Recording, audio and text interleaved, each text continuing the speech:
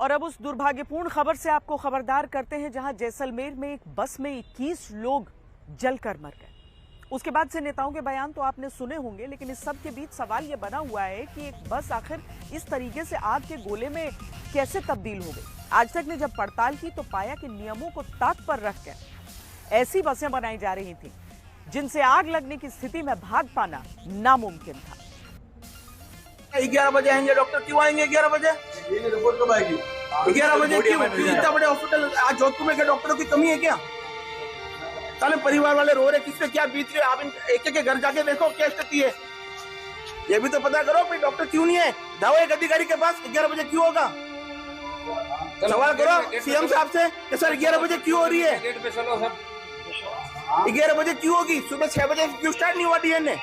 मेरा भाई था, हम साथ छोटे बड़े हुए। सरकारें भले ही जनता को अपना मालिक बताती है, लेकिन जनता हिंदुस्तान में भगवान भरोसे। बोला कि जोधपुर आ जाओ, जोधपुर सुबह 6 बजे यहाँ आए गोटी के साथ में। अभी बोल रहा है कि 11 बजे होगा, 12 बजे होगा। क्या होगा? कोई भी अब कोई बड़ा हादसा हो जाता है, कोई मंत्री है, कोई बड़ा नेता हो जाता है तो अभी 1 मिनट में हो जाता है सब साथ में। नेता, मंत्री और जनता के बीच का ये फर्क जैसलमेर जैसा बड़ा हादसा होने पर भी नहीं मिटता, भले ही कोई जिंदा जलकर मर जाए। राजस्थान का जैसलमेर, जहां 21 लोग बस में आग लगने के बाद जिंदा जलकर मर गए। आग लगने के बाद खचाखच भरी बस में इक्का दुक्का लोगों को ही जान बचाकर भागने का मौका मिला।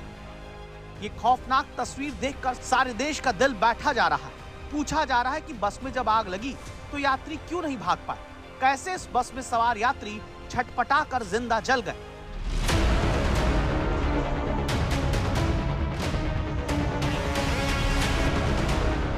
अब ये तस्वीर देखिए जो उसी बस की है जिसे 1 अक्टूबर को आरटीओ ने परमिट दिया और जो मंगलवार को ही मॉडिफाई करके आई थी। जैसलमेर में 21 लोगों के जिंदा जलकर मर जाने की वजह ढूंढने के लिए आज तक संवाददाता शरद कुमार जयपुर के उस इलाके में पहुंचते हैं जहां पर कंपनी से निकले चेसिस को मॉडिफाई करके लग्जरी बस बना दिया जाता है।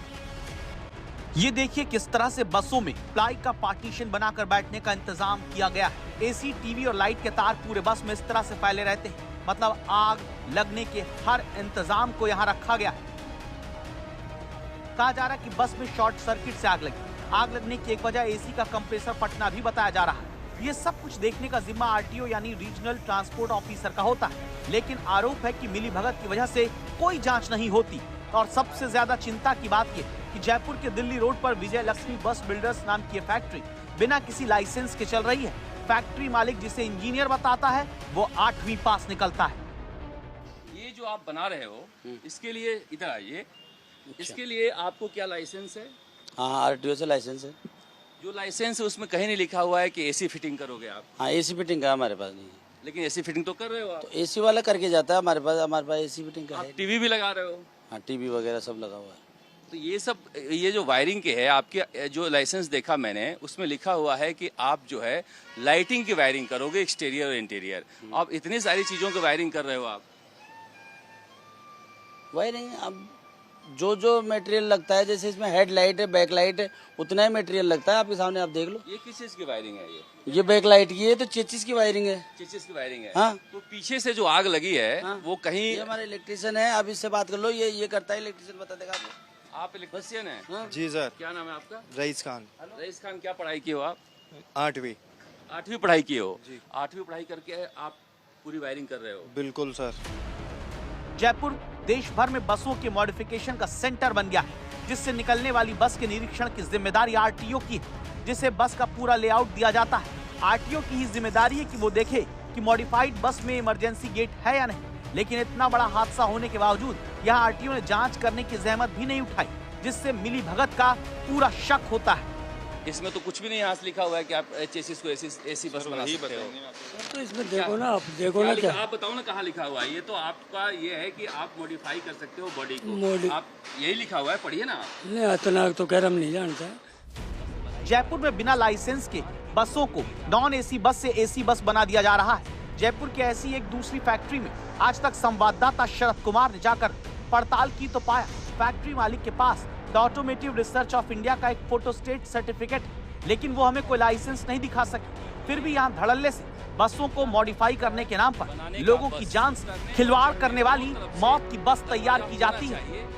कोई दुर्घटना हो गई, आग लग गई, खुदा न खास्ता, तो ये देखिए किस तरह से दरबे की तरह है ये। इसमें से कितना निकलना मुश्किल है किसी व्यक्ति के लिए, और सुरक्षा मानकों में किस तरह से धत्ता बताया जा रहा है। ये देखिए स्पेस देखिए यहाँ पर, निकलने का तरीका देखिए, ऊपर किस तरह से यहाँ पर बनाया गया है। अब इसमें से कहीं आग लग जाती है तो कौन निकलकर भाग सकता है और कैसे भाग सकता है, इसका आप अंदाजा लगा सकते हैं। यहाँ पर भी तैयार किया जा रहा है ये। और देखिए कायदे से 2 गेट होना चाहिए, मगर एक इमरजेंसी गेट के नाम पर इस तरह से एक गेट बनाया जाता है सीट के बगल में। ये देखिए इस बस में भी एक ही गेट है, इसलिए लोग आग लगने पर नहीं निकल पाए और जिंदा जल गए। बस में इमरजेंसी गेट के नाम पर भी नियमों से खिलवाड़ किया जा रहा है।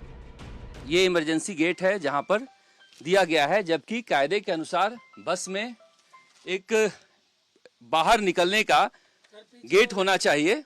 और इस तरह से जब आग लगती है तो इस तरह के हालात हो जाते हैं जहां पर दम घुट जाता है, और यही परिस्थिति है जिसकी वजह से इतनी बड़ी दुर्घटना हुई है।